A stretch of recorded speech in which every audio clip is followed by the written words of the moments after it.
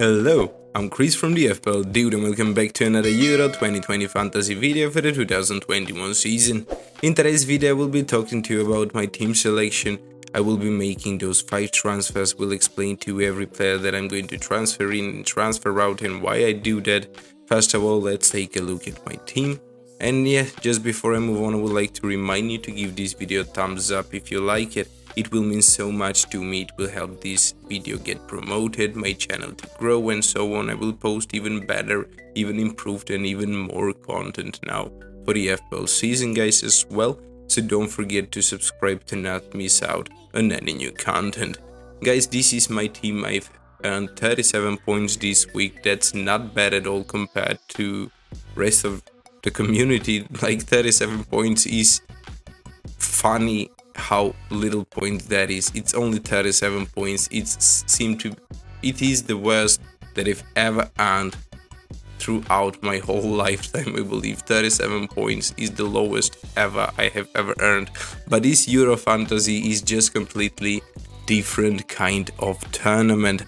In this tournament we had only 4 teams to target, nobody earned a clean sheet, so the defense was out in every single team, every single player we had except perhaps Emerson.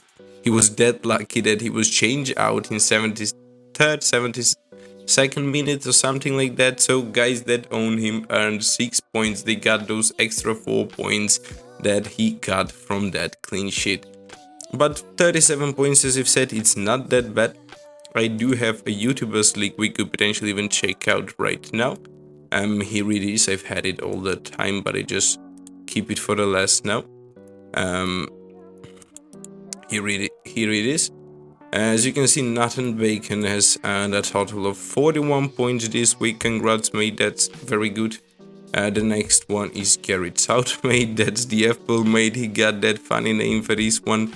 He earned 37 points equally to me. He got Damsgaard and Emerson. Those that were the 2 players I did not have. I really want Damsgaard in my team, guys. He did very good. I wanted him. I did even change him out like a last minute decision, like a couple of minutes before the deadline. That was a terrible decision from me, to be honest.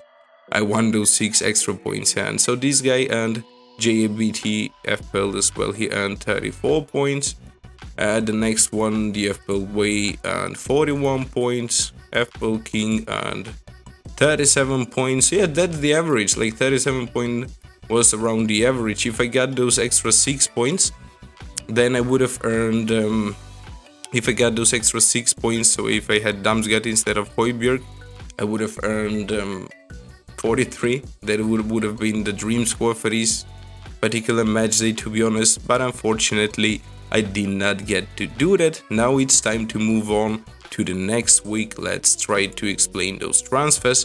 I have 5 players that I'm not going to play for the final, so it's going to be very easy to remove them and target 5 other players to replace them. So this team is going to be a full squad. Not exactly a full squad to be honest, because I need 15 players, but I don't really need 15 players that are going to play, because we can have only 11 players. We can't do any substitution this time. They're not game day 1, game day 2, game day 3 or something like that. It's just one match. It's just one day, so we can't transfer manually substitute players and unless somebody does not get to start, so he gets subs in automatically. But I believe that the lineups are going to be out before the deadline, so we could potentially lock in the transfers like minutes before the deadline. 1 hour before the deadline are usually when the lineups are announced. So guys, check out the lineups before you lock in the transfers. So in this video I'm not actually going to lock in my transfers. I'm just going to explain everything that I want, everyone that I want to bring in and out from my team and why I do that.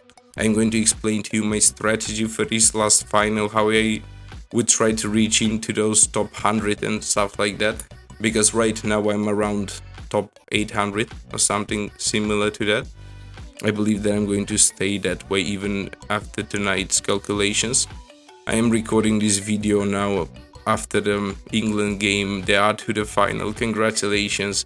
I'm recording this right after that, but this video is going to be posted on the 8th of July, 10 o'clock, 10 a.m. or 9 a.m. UK time.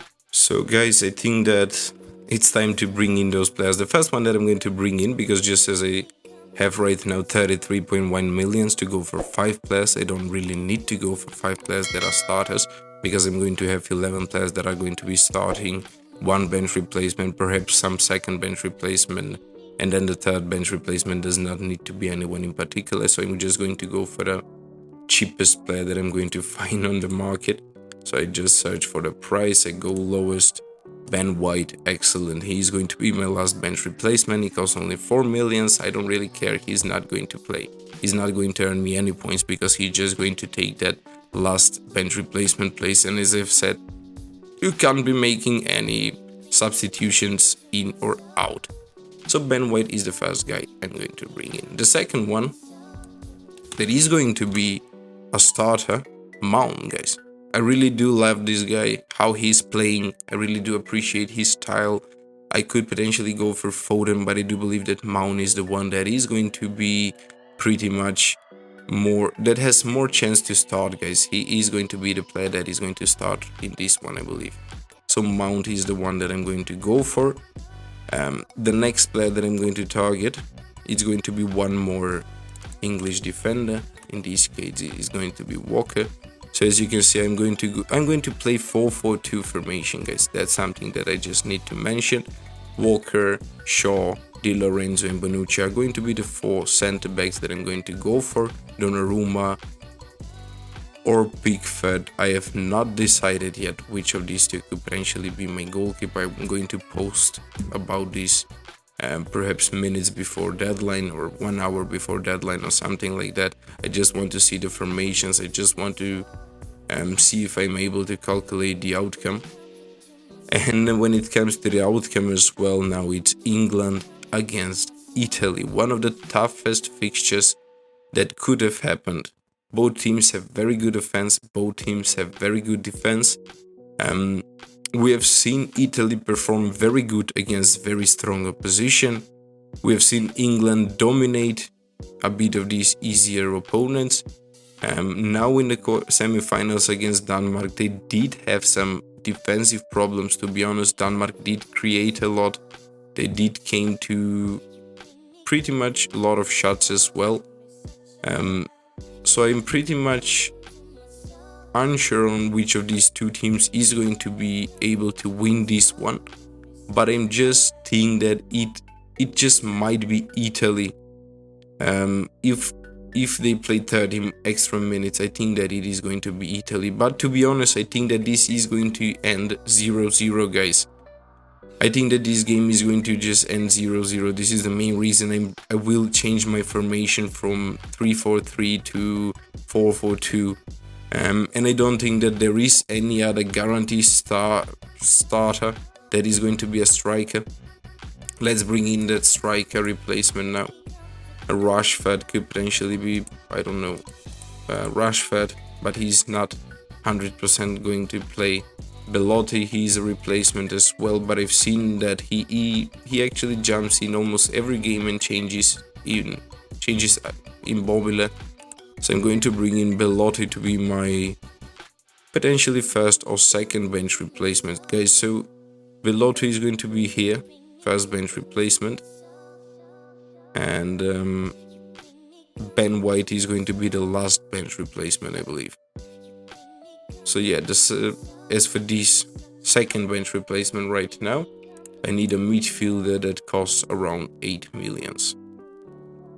Who should I potentially go for? I could potentially go for Foden, just because I like his playing style. Now I could even have Foden as a first bench replacement, guys, to be honest. Belotti as a second bench replacement, Ben White as third, as he is not important. He's not even going to earn me any points. I don't think that my replacements here are going to do that either, but you never know. You never know what is going to happen. So I pretty much think that I need them, because my starters does not cost that much. We are targeting only 2 teams. I already have most of the players that I want to bring in. The only thing that might change is that if Chiesa does not get to start and let's say Berardi does it, then I'm going to bring in Berardi. If let's say Mount does not get to start, then I'm going to bring in Sancho and stuff like that. But as I've said, the lineup should be out before. And as for the player that I'm going to put that captaincy armband on, guys, this time it is going to be the Englishman Harry Kane. I do believe that he has been performing wonderfully now throughout the whole season. I think that he is one of those guys that is on penalties as well. We have seen him taken now for this particular match day. I've spoken about the potential between Sterling and Kane. Even though Sterling earns one more point from scoring goals, Kane is on penalties, guys. So if a penalty opportunity comes again, Kane is actually going to be the one to take it. And this next time, I believe he is going to score, as he does not usually do that, except today. Then he scored the rebound, so England won. Congratulations again. It's the finals now against Italy. Guys, if you like this team, if you like this video, please do give it thumbs up. Don't forget to do that. If you're new around here as well, please don't forget to hit that subscribe button. I'm preparing tons of content now for the preseason of the FPL, for the FPL now, for the whole year. There are going to be a lot of new things going on around as well. Thank you for watching, and see you next time.